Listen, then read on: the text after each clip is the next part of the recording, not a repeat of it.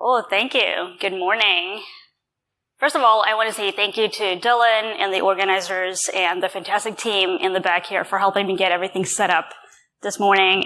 Turns out presenting from an iPad is not just straightforward, but it's working. As Dylan mentioned, I have keynoted Hack in the Box twice in Amsterdam, and I think both times I talked about security for newsrooms and for reporters. And I am going to touch on some of that today, but I also wanted to take a look at some of the security research I have done in the past, some of which you may or may not know about, and sort of look a bit at just the lessons that I've learned along the way and sort of key themes from that. So let's see if this works.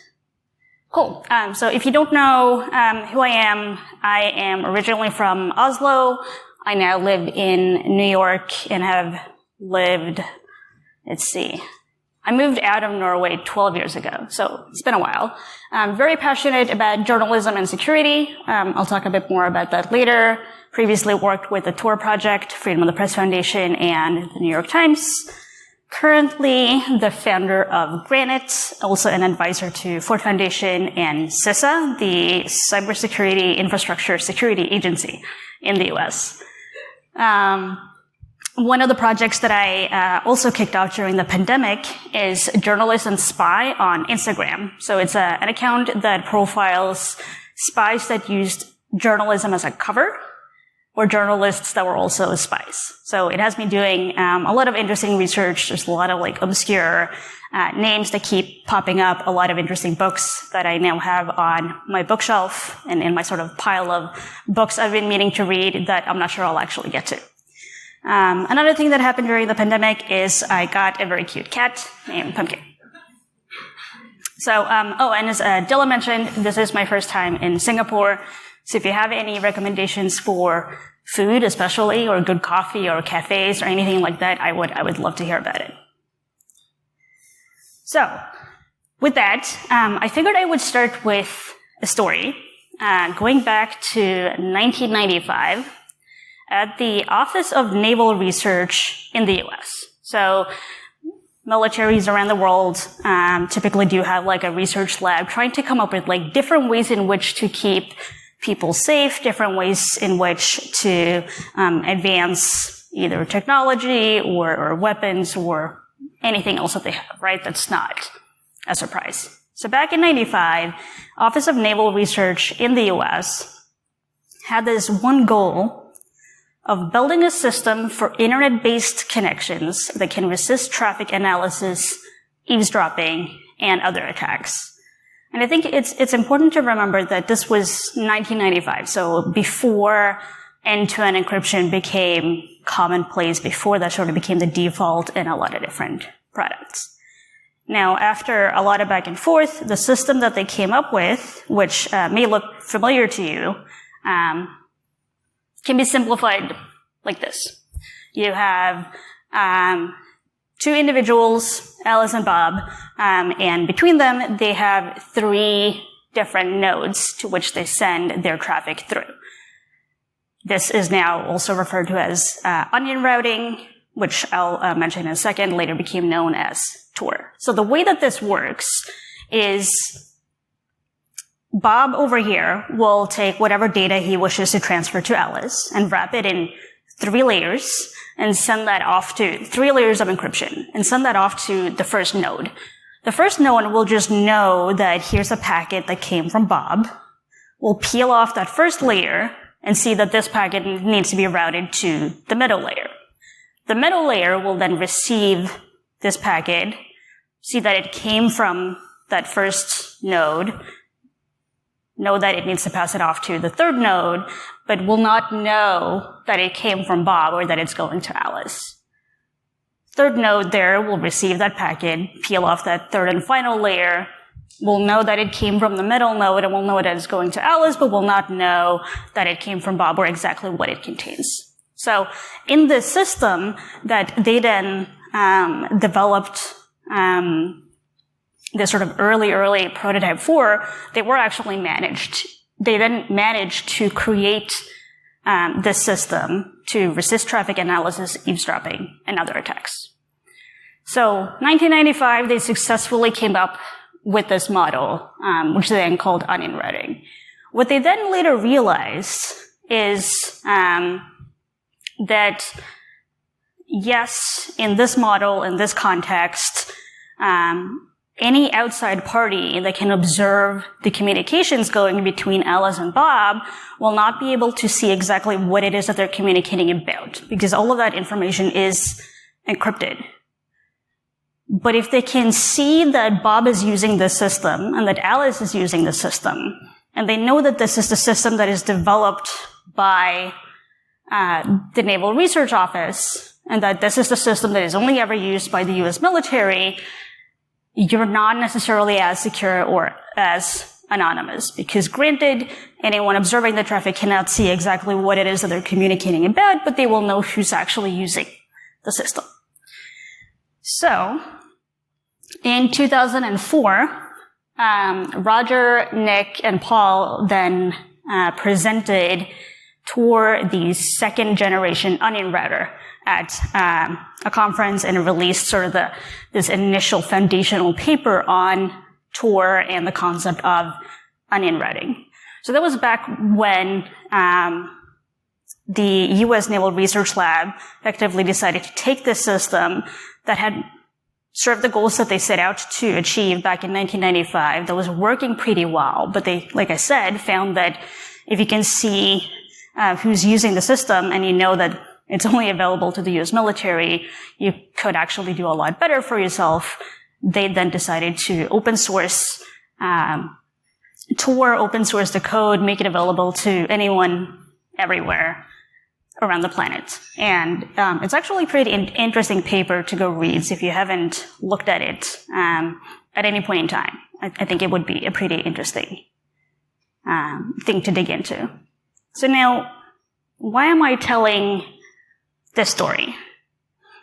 So when I was sort of thinking about like the work that I do today and the research that I've done over the years, and especially thinking about what Chris mentioned yesterday in his keynote about curiosity and puzzles, for me, it really all comes back to Google Summer of Code in 2009 and Tor. So first, I just want to say that Google Summer of Code is still a thing. So if you're a student, you should definitely apply to that next year.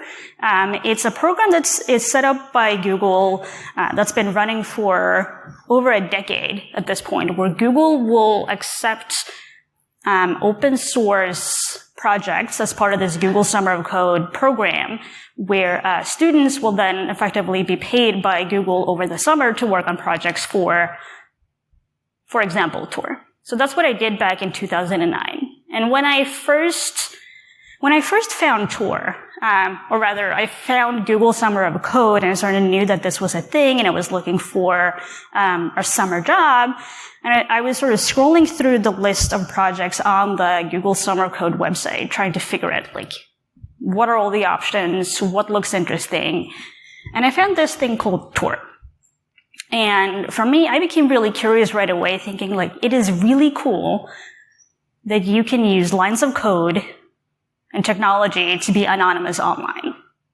That was sort of my starting point. I did not consider exactly the sort of impact that Tor has in the world. I didn't consider the many different ways in which people use it. I didn't consider the upsides or the downsides or what it meant to people. For me, initially, that hook was just, it is really, really cool that you can be anonymous online using this type of tool. So it's been interesting then to see over the years how different ways of using Tor sort of really increased and changed, going from that very initial, here's this thing, here's this browser, or here's this program that you can use to be anonymous online, to, yes, that is still very much a part of it. I think over the years, we've also started talking about using Tor to access censored sites, or to access, or rather to bypass censorship in different countries or on different networks. I think the bottom 3 points on this slide is pretty interesting because that's sort of how Tor has developed over the years. Or so the use cases of Tor have developed over the years. So Micah Lee, who I think was at the EFF for many years and who's now at The Intercept, developed this tool called Onion Share, which allows people to securely share files using Tor in a fairly drag and drop kind of way. And so it sort of made file sharing in a quick and secure way really, really easy. SecureDrop is now a tool that's maintained and developed by Freedom of the Press Foundation that allows media organizations to set up a system for receiving tips from the public that are anonymous. And that whole system will leverage the Tor network to allow people to be anonymous if they want to. When I was at the New York Times, starting in 2016, towards the end of 2016, we then set up the tips site for the New York Times. So on nytimes.com/tips, you can then see different ways in which you can securely, or in some cases anonymously, send tips to the newsroom, and that includes SecureDrop. Before that time, if you as a source wanted to send something to the New York Times, you had to, or rather to a reporter, you had to first figure out who you want to send it to. So you sort of had to do some research on the reporter that you wanted to reach out to. You had to figure out how do you even get in touch with that person? Like maybe their email address is available online. Maybe you can DM them on Twitter. Maybe you just have to call the main New York Times phone number and ask to talk to this reporter and hope that they actually take your call.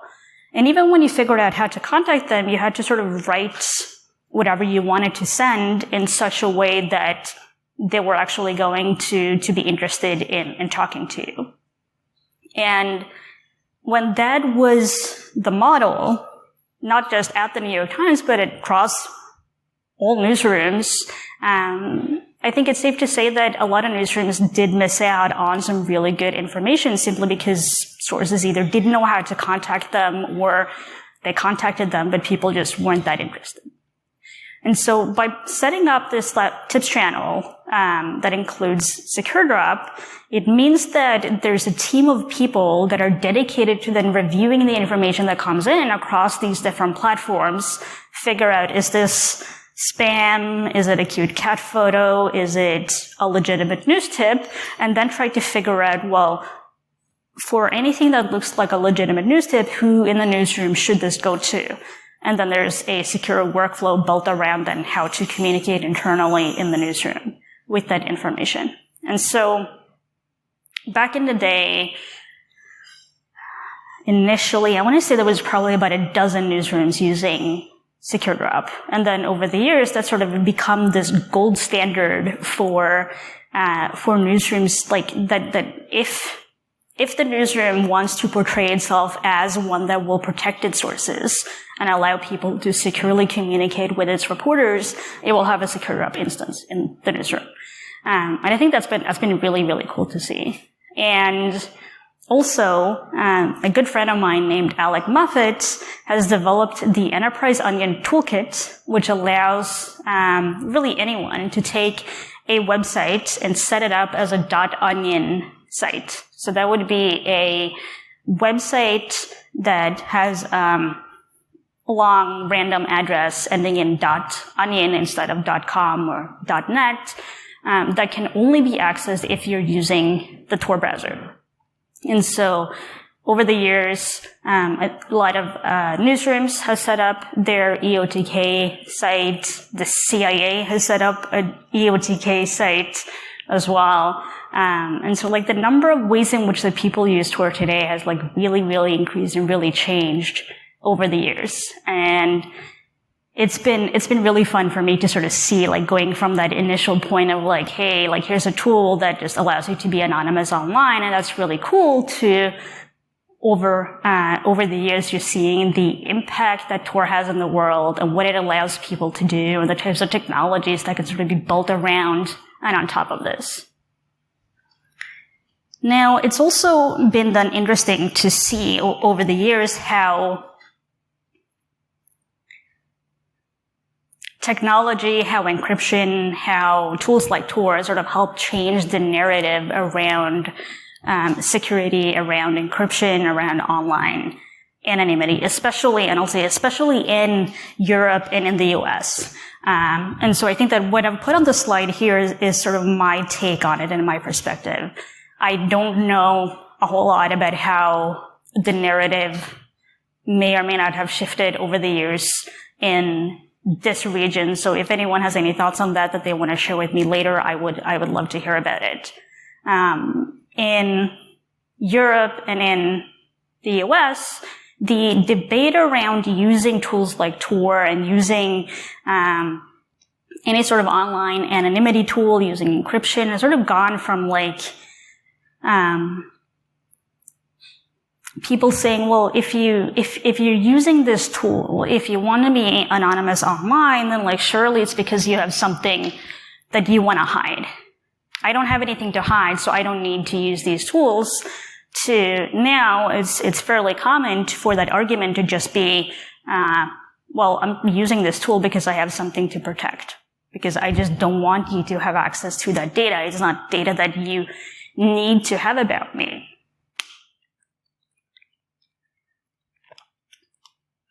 And similarly, the way that we talk about, if you have a home, you typically do close the windows before you leave, and you lock the door so that people can't just walk right into your home and take whatever they want.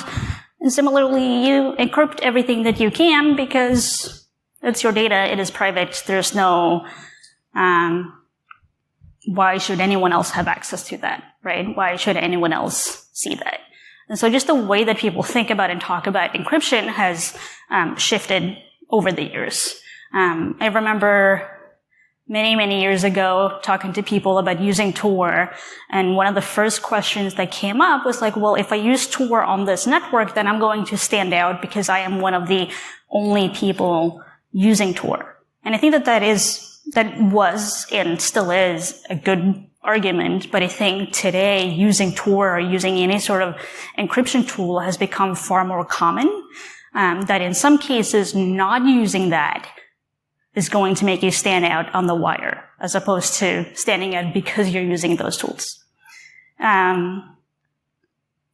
End-to-end is becoming the new default. So years ago, I remember when Signal first came out, and I installed Signal on my phone, and I was trying to figure out, well, how do I get my friends to use this app?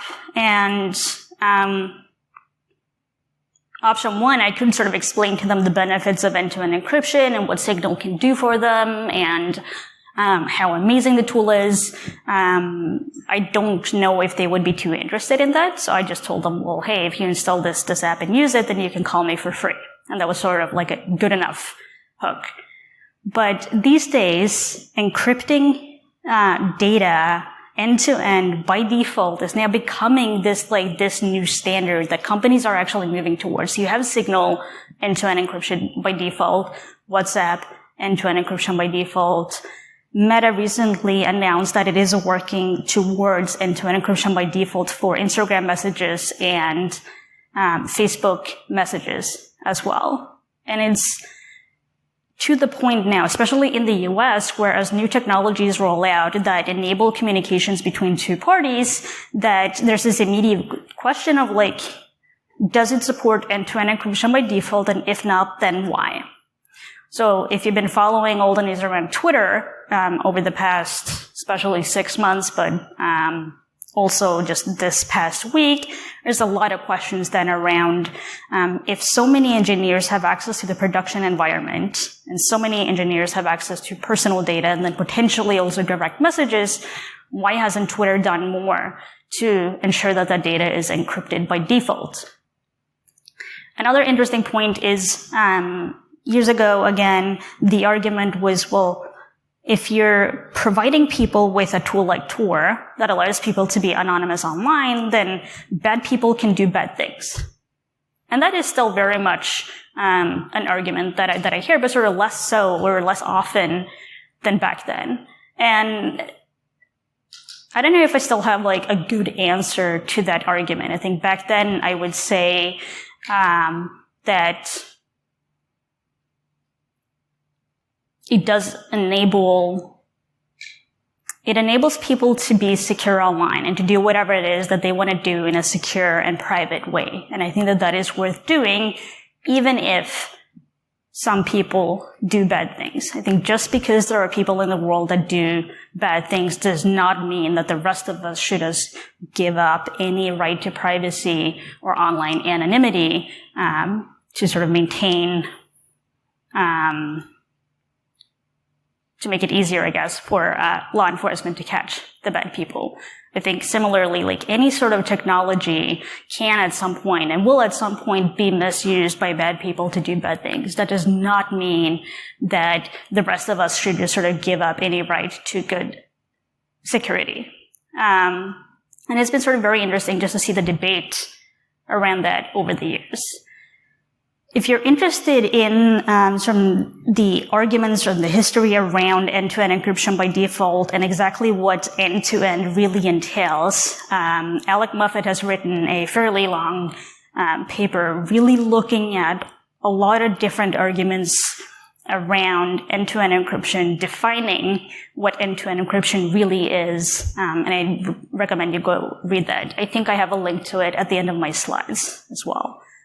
It's also been really interesting just to see how, like, the narrative around hackers in the world has changed. So back in the day, hackers with the black hoodie, that's still definitely a thing, but we are thankfully getting better stock images now. But I think the public view for quite some time was that hackers were just destroying the world. There was no rhyme or reason or purpose to it. We weren't really up to anything good.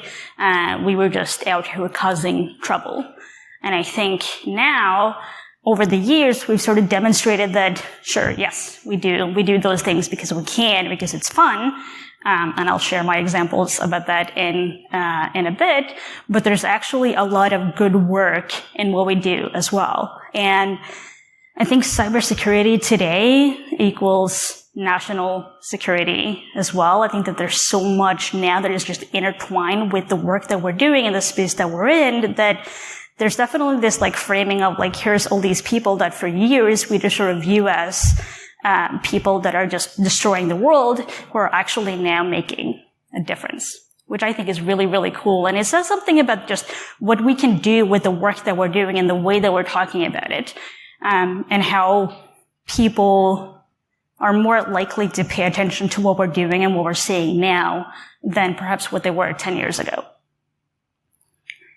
So, sort of on that note, the work that I do today and have done for about a decade at this point is focusing around securing reporters and at-risk people around the world. So back in, I think it was 2011, Tor Project got some funding to train reporters, and I ended up leading that project.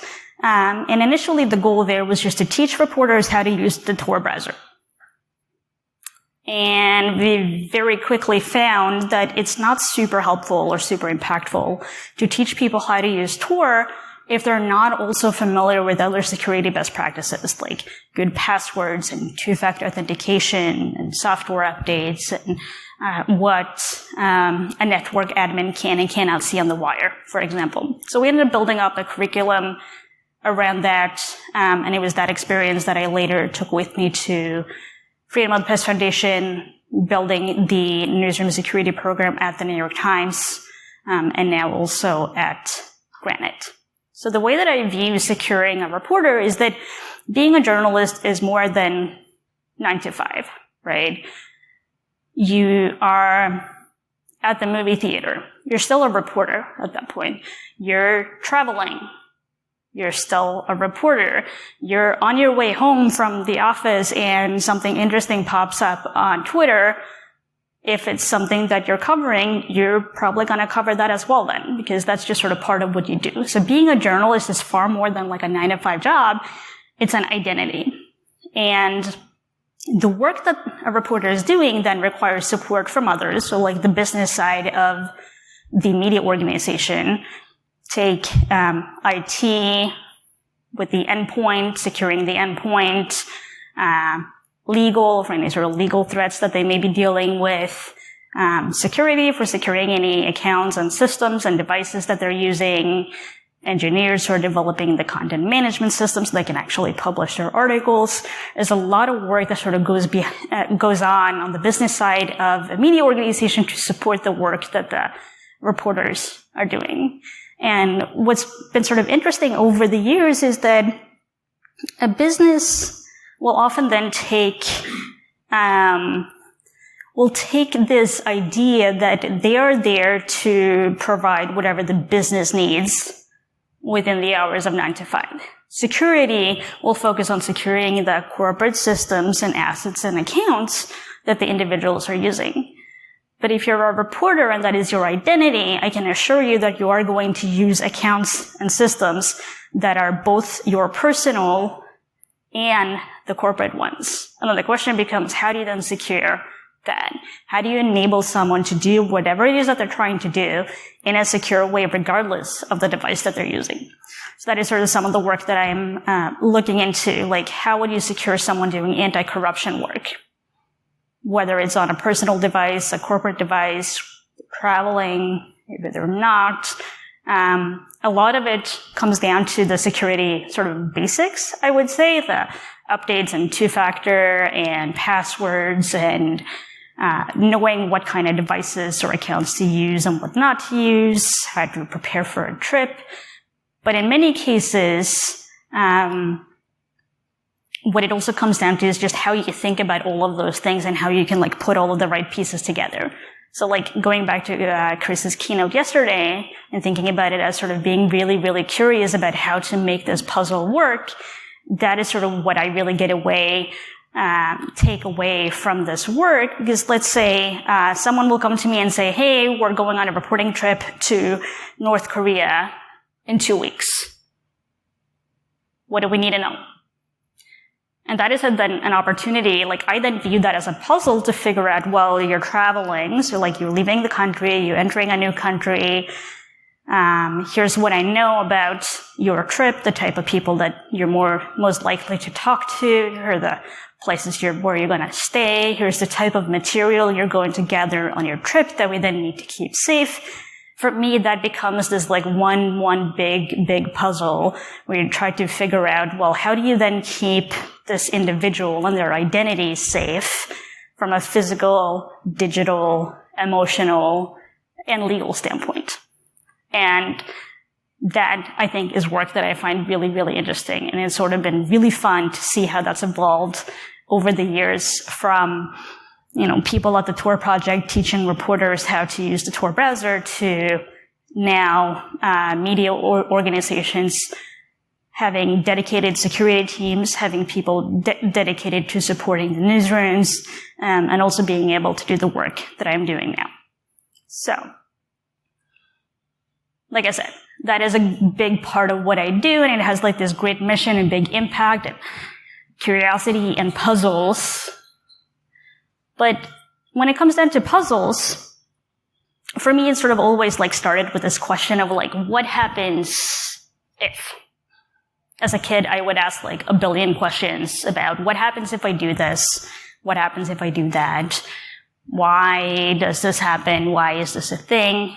And I think that sort of drives a lot of the type of work that we do as well. It sort of all comes down to the curiosity and sort of having the ability to just ask, what happens if? And then actually trying it out. So back in 2015, my husband and I hacked a wireless powered sniper rifle. And like I said, I grew up in Norway. My husband's he's American. I've always been very, very fascinated with like stereotypical American things. So in 2014, like a year before we presented the research, he just one day said, hey, you've never been to a gun show? I was like, no, I'm not sure how I feel about that, but why not? Sure, let's go. So we went to this gun show in Washington, D.C., and looked at all the different vendors, and I came across one from a company called Tracking Point that showed off this like rifle that to me looked like a fairly standard rifle. I'm not familiar with like weapons or guns or anything. So to me that just sort of looked like a fairly standard rifle. But they were like talking about it as if it was like this really, really fancy, new, innovative thing. And as I was flipping through the brochure in the car on the way home, I sort of saw that it has mobile apps, the software updates, it has USB ports, it has Wi-Fi, it has a little computer inside of it. And I just turned to my husband and said, hey, we should buy one, hack it, and present at Black Hat and DEF CON next year. And to my surprise, he said, sure. So we bought 2 of them, and had them sitting on a kitchen counter for about 8 months, sort of half open with like cables coming out of it, hooked up to the battery, hooked up to the laptops. The way that this rifle works is that's like a stock Remington rifle with the scope that Tracking Point has then built and put a little computer inside of it. So that's like a BeagleBone Black.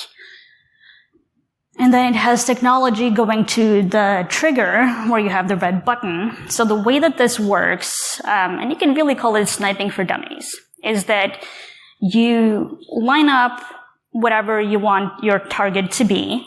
Then you press the red button to tag your target.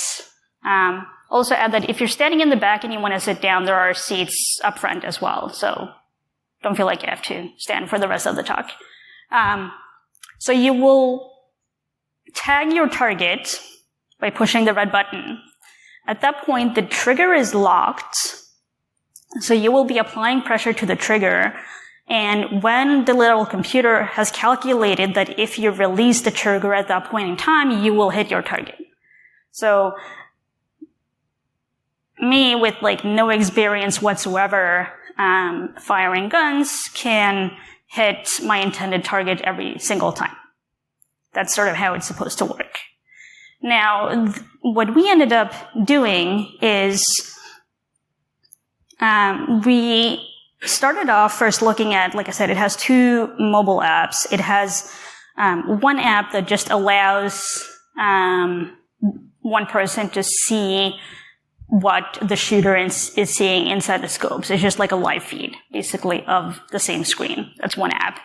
The other app then allows you to change some of the settings for like wind and temperature and the type of bullet that you're using, so that the computer can use all of that info to set you up for success, essentially. And then it has, like I said, USB ports, software updates, and things like that. So we started poking at both the hardware side and these mobile apps, trying to just understand the communication between the 2 parties, trying to figure out what might be possible, what kind of assumptions the developers have sort of put into the creation of these apps and this technology. And we got sort of fairly far on our own, but at some point we did take the rifle with us to a hackerspace where we met up with a bunch of friends who just really helped us out by helping us gain access to the file system, which was unencrypted, and at that point allowed us access to a whole lot more interesting data. And I think that is sort of one point that, if there's one thing that all these years later I still think about when it comes to this research, it is the number of people that just sort of jumped at the chance to like help us out with this. And even as we got access to the file system, which was sort of our initial goal at that point, their response was, cool, well, we got access to the file system. What else can we do now to help you make your talk even more awesome? And the fact that there are so many people in this community that are just willing to help out and make someone else's talk really, really cool, or help them find like that one thing that is just going to make a huge difference in your research, I think is just fantastic. And it's definitely a project that we had a lot of fun with. definitely going back to the sort of question of like, what happens if? So I will say that over the years, as I sort of talked about this research, one question that keeps coming up is, does it run Doom? No, it does not. But one of the things that we were able to do was when we looked at how it does software updates, since we had access to the file system, the updates themselves, so the way that the software update would work is that the rifle would communicate with the mobile app to request an update. The mobile app would then connect out to Tracking Point server to request the update. The update would be downloaded to your mobile device and then passed to the rifle. And all of that update would be encrypted. So it would be decrypted once it hit the file system on the rifle. Once we had access to the file system, though, we had access to the private key to decrypt the software update. And we also found that it's the same key on all their rifles. So if you have access to one, you have access to the key. You can create a custom software update for any Tracking Point firearm out there. So we created our own update that instead of showing the update screen, shows the game over duck hunt screen. I'll also say that while we were not able to fire remotely, we could do a bunch of different things. Like we could lock the trigger so that you could not fire at all until you had rebooted the rifle, which sounds ridiculous, but you had to reboot the rifle to undo that change. We also, through the software updates, could make persistent changes so that your rifle would just like by default be slightly wonky. We could change the values for wind and temperature and type of bullet beyond what was available in the mobile app to the point that it affected how the rifle would fire. So instead of thinking that you're going to hit your intended target, you actually end up hitting 2.5 feet to the left or to the right without there being any indication that this is going to happen whatsoever. And a lot of this work just sort of came out of that like initial question of like, well, what happens if I do this? Like, what is actually doable? And this is perhaps my like favorite vendor response ever. On the day that we presented our research in 2015, the official Tracking Point website had this statement on it that says it's safe to continue using the Wi-Fi on your rifle if you're confident there are no hackers within 100 feet. Which I will say that the company shortly after, I think, went bankrupt. I don't know if they're still around today. I don't think that they did very well. But yeah, definitely one of these like projects that I very much enjoyed doing purely because we could, purely because it would be like such a fun puzzle to deal with. And also because I had always wanted to speak at Black Hat and DEF CON. Like growing up in Norway, that was something that I just like saw from afar, saw from a distance, and that this was like this really, really cool space, really cool event. And I like really wanted to be able to one day give this amazing talk just because at Black Hat. And this was very much one of those projects where like we were very clear from like the get-go that this is more of like a stunt hack type of talk. It doesn't have a whole lot of lessons learned. There aren't necessarily a huge like societal positive impact or benefit from this research. This is like purely because we can and so we did type of work. And I think there's a lot of value in that as well. So the next example that I have then along the sort of, I wonder if I can do X. A couple of years ago, Patrick Wardle started working on this book about Mac malware and how he can get started in analyzing malicious software for Mac OS.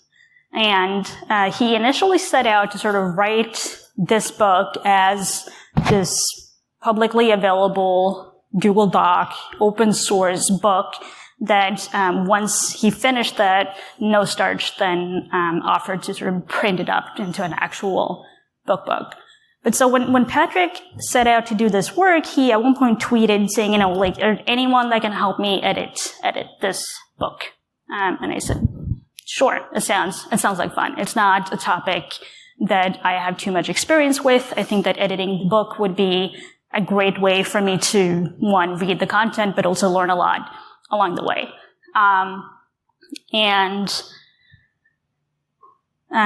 Patrick and I then made this deal that I would edit the book, and then the year after at his conference, Objective by the Sea, I would then get to take the training, which just follows the book as well. So that was like this really interesting collaboration that we set up.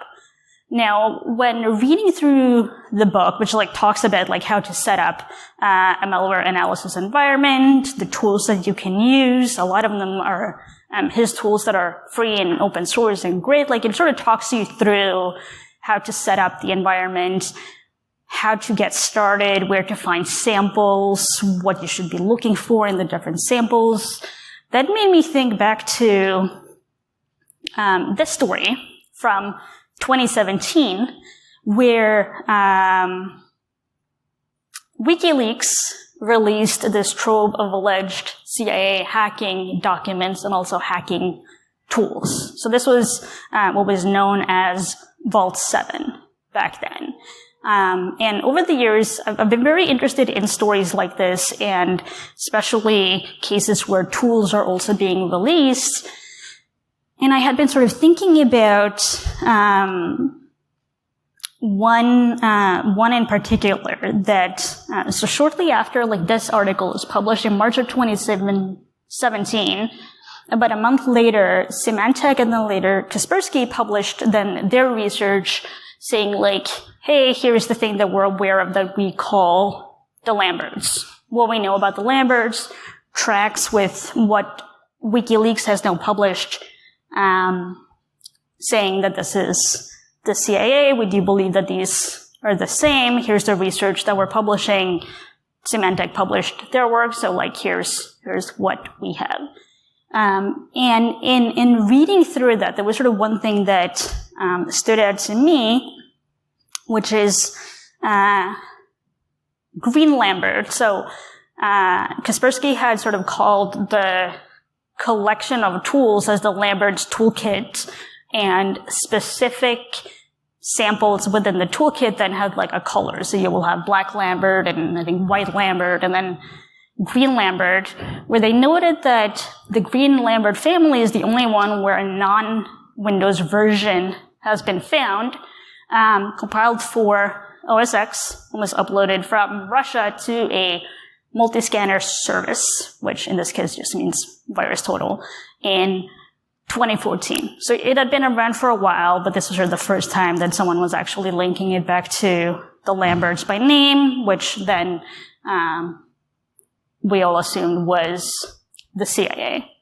And so I had been seeing this story over the years, and I thought it was really, really interesting that here's a sample compiled for OS X that has been around since 2014. This article came out in 2017.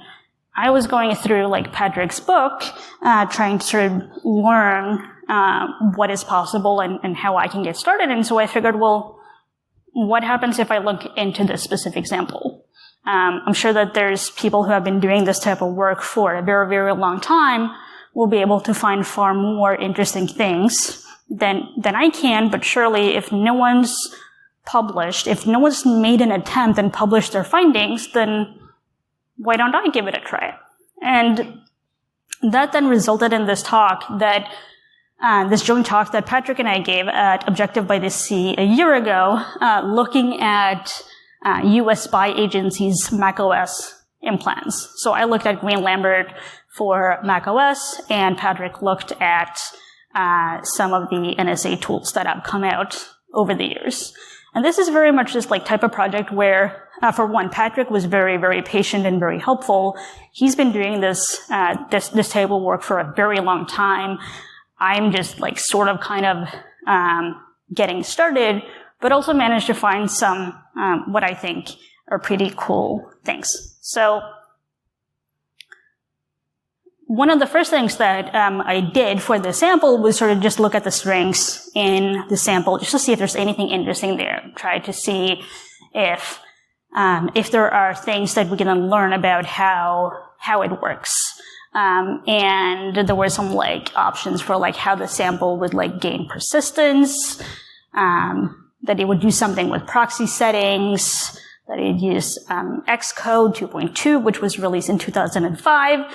And what I also thought was really interesting is that I found this, like, one of the strings says error from lib event when adding event. And I knew from my work with the Tor project back in the day that that is a library that is also used in Tor, and has been created by some of the same people that created Tor initially. So I remember when talking to Patrick about this output, and he was just sort of checking to see if there was anything else there, and he's like, oh, well, like, this doesn't, like, mean anything, and this doesn't seem all that interesting, and he just stepped over this part, but to me, with my Tor experience and Tor background, that made sense to me, and it was something that I felt like including in the research.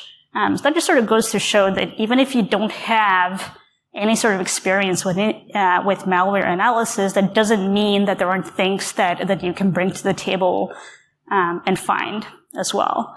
So in mapping and sort of going through the strings for the sample and trying to figure out like what actually looks interesting, and then looking at what do we know about when WikiLeaks released the data, when the data was taken from the CIA, the different versions of libevent and Xcode, the type of version of macOS that this sample would most likely run on.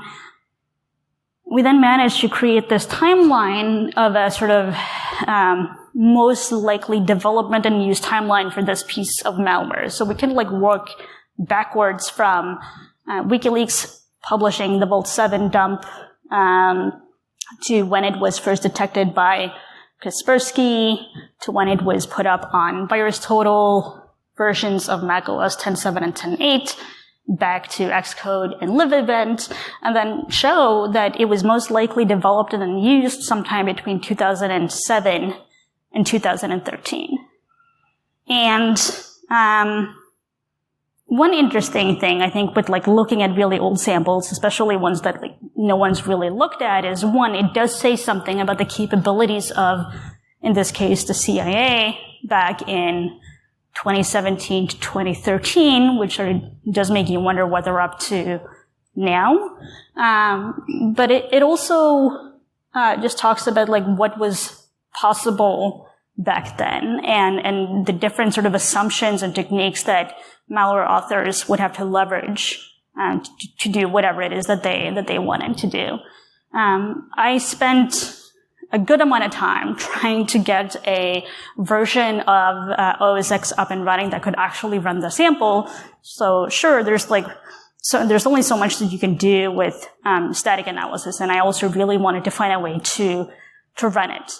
After Googling a bunch and struggling a bunch, without like getting anywhere, I was like, I can just like spend $100 on eBay and buy this really old MacBook and run it on that.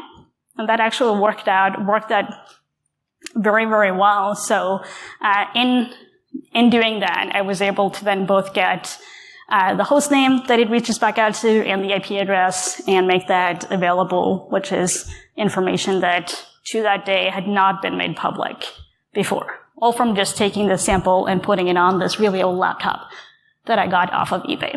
I also, about a year ago on my research blog, mapped this sample to the MITRE ATT&CK framework. So if that's the type of research that you're interested in, that's available there as well.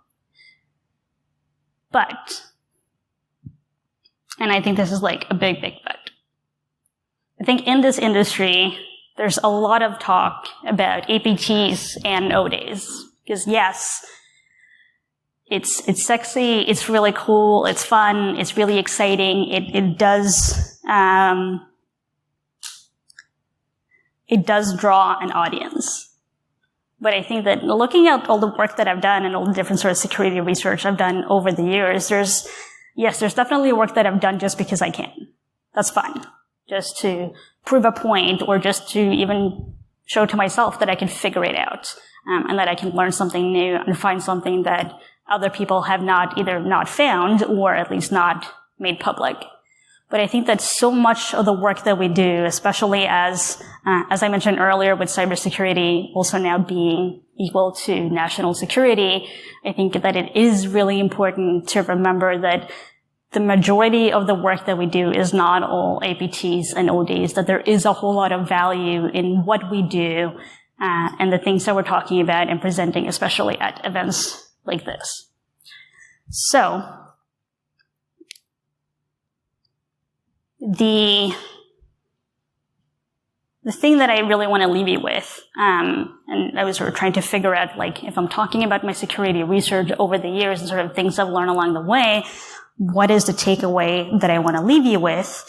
And it's that I think it's really, really important that, one, that you do things that you enjoy, without there necessarily being any sort of greater purpose to it. You do it because it's fun. You do it because it's exciting, because you're curious about it, because you wonder what happens if.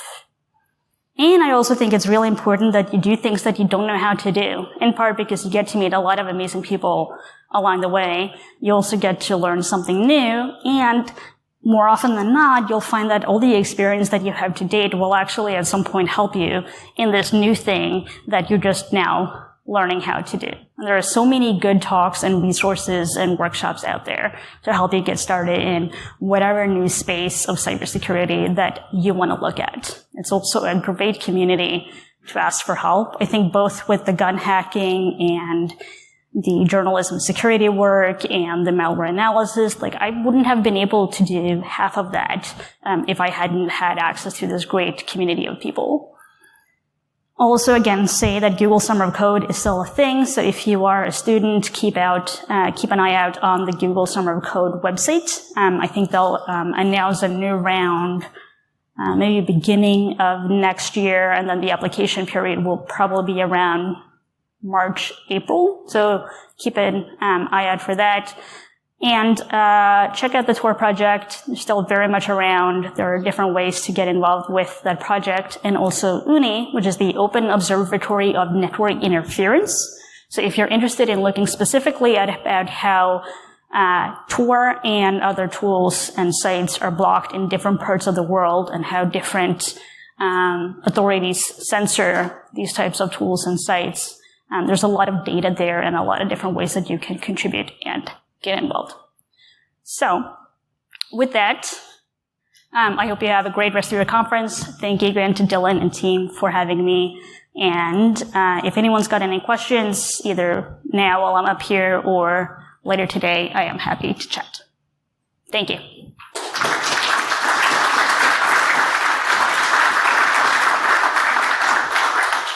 Thank you, Runa. So we do have some questions. Cool.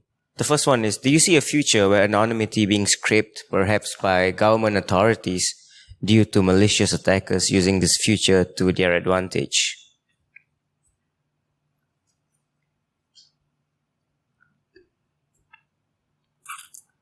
I want to say maybe.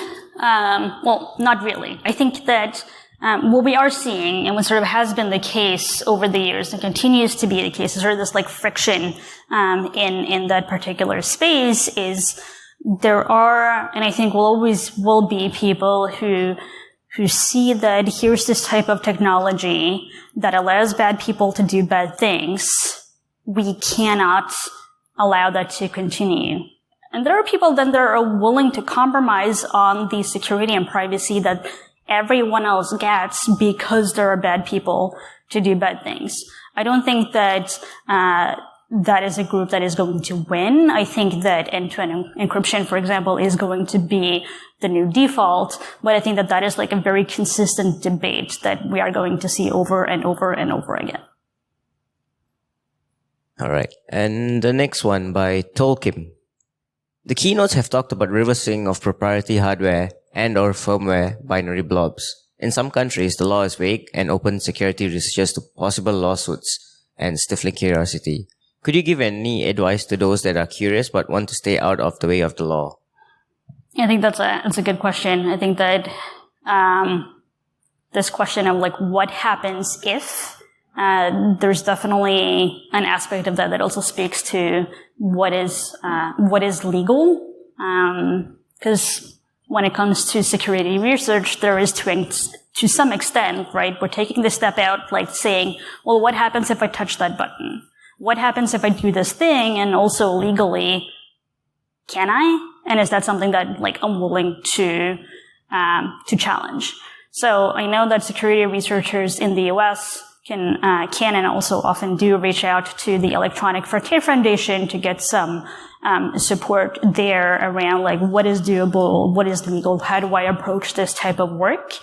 I would say that if you know of like an EFF equivalent where you are, reach out to them and sort of see if they can help you out with that part of your work initially. If you don't know who to reach out to the EFF in the US, and I'm pretty sure that they can, at the very least, try and help find someone that can speak to the laws in whatever part of the world you are for the type of research that you want to do.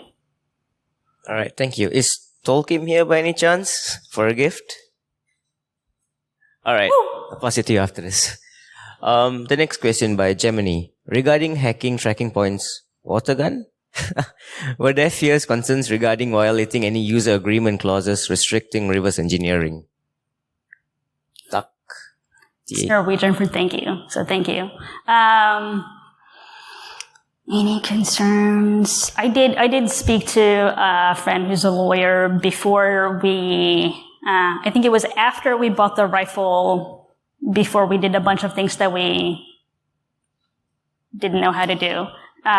So probably in the wrong order. But were there really concerns? Not really. Were the things that I just sort of double checked with a lawyer before we started doing? Yes. So I had a sense of like what would be more or less contentious as part of the research. The next one. How do you get the general public to care more about privacy? Moving from nothing to hide to something to protect. That's a fun one, because I think that goes like hand in hand with like how do you get people to care more about security. And I think if you spend a lot of time on security awareness and education, you'll find that different messaging, different ways of explaining things will land with different people. So like through this big room, there's a way that I could explain the benefit of end-to-end encryption that to some may make total sense, to some like either don't get it or don't care. And that has nothing to do with like people not being interested in the topic. It's just like sometimes you just need the right message with the right words, with the right examples to land with the audience. And I think when it comes to then getting more people to really care about privacy, I think there's two parts to it. One is to consistently deliver the message that you have. It is really something that you just need to keep on doing again and again and again and just be very consistent with. I think another part of it is also for us to focus on building in security and privacy defaults in the products that we're shipping so that people don't have to think about privacy and security. They don't have to focus so much on it. They don't have to care as deeply about it as we do because it is just a part of their world and their life and the products that they're using. Fair enough. The next question. What are your comments on E2E instant messaging systems which use keyword searches on the endpoint? Are there any IM systems using it today? Searches on the endpoint. Is the person who asked the question here, can they elaborate on it? Yes, so for example, search for bomb or I don't know. So breaking the end-to-end encryption by checking the unencrypted messages on the endpoint.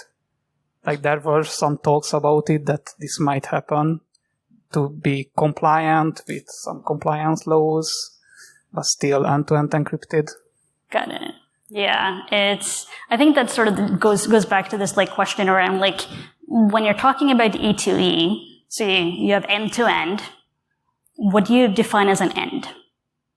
And is end-to-end between two devices only, or can an end be multiple devices but owned by the same individual? And so I think it's sort of always interesting to see like court records in which in which law enforcement suddenly has access to WhatsApp messages between two parties, because people will then ask, well, isn't WhatsApp end-to-end encrypted? And the answer is yes. It's just not going to extend to you taking your WhatsApp chats and putting it unencrypted in Google Drive or something like that.